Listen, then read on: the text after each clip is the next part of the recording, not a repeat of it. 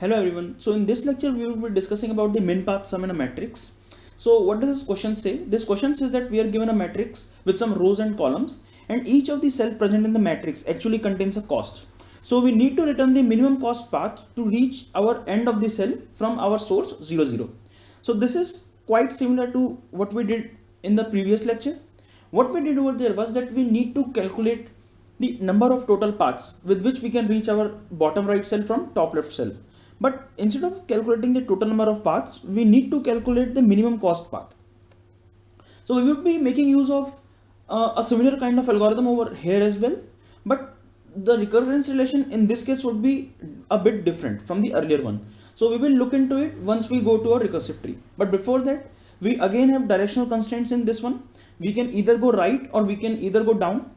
So if we come to an example over here, so we are given a matrix of 3 by 3 and each of these cells over here, they contain the cost. So suppose to reach a cell which contains the cost of 3 from source, the total cost path would be 4 over here. Why? Because once we will be at 0 0, so the total cost path is 1, and as soon as we jump onto this cell, so we would be adding up the cost of this cell as well. So what would be the total cost of our path? It would be 4. So the same way we need to calculate the min cost path of reaching this cell over here. So this 7 just signifies that thing.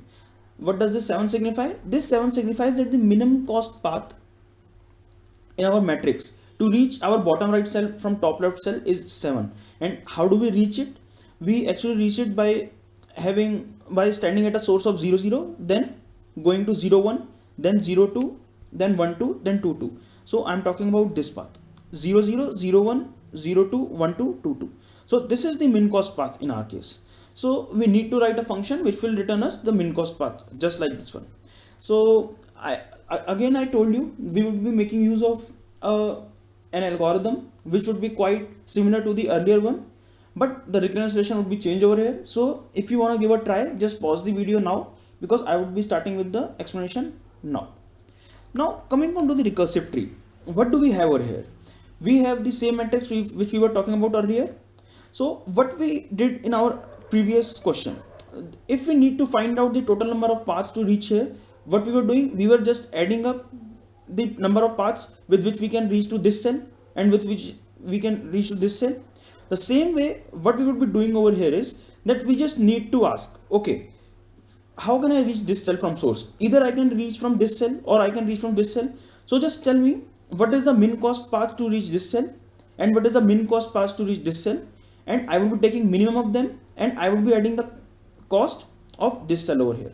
That's what I did over here. What does this problem specify? This problem specifies that just tell me what is the min cost path to reach 1 2, and what does this subproblem say?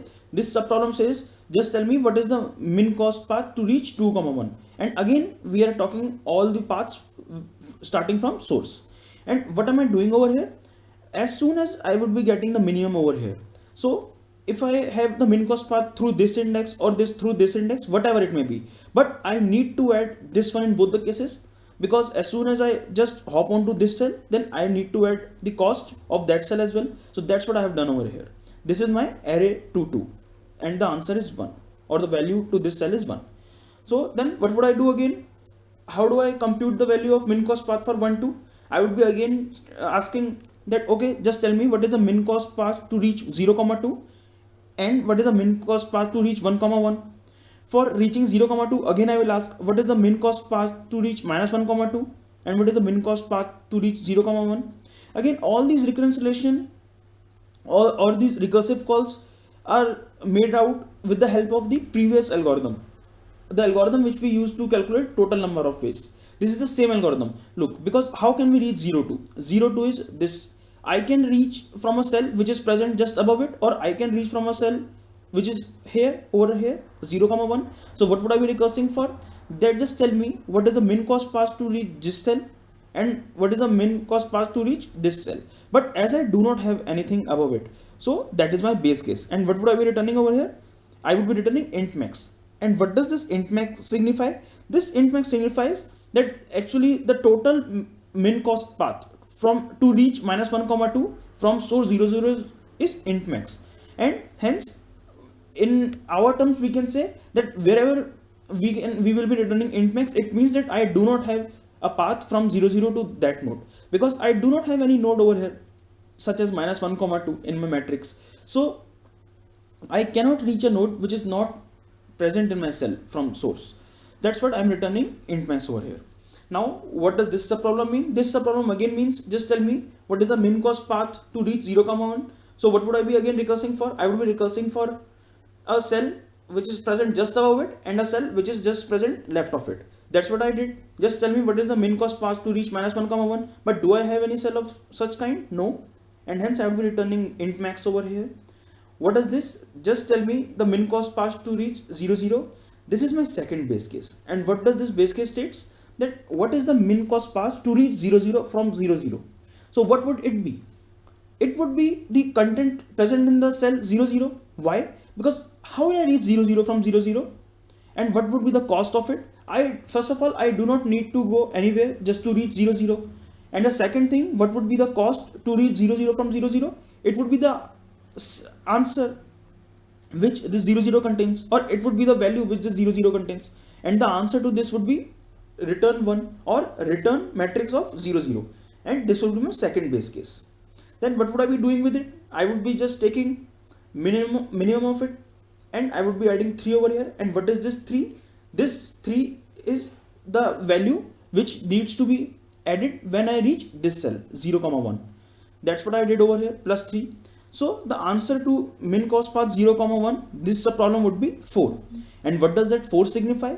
That 4 signifies that starting from my cell 0, 0, if I need to go to 1, so the min cost path to reach this 0, 1 is 4. And you can see you can only reach to 0, 1 from 0, 0 through this path, because there is no path anywhere else. If you try to go from down, then also you cannot reach 0, 1, because you can either go down or either go right. You cannot go up or left, and hence the only path over here is this one. And what is the value of that path? That's 4. And hence the answer to this subproblem min cost path 0, 1 is 4 over here.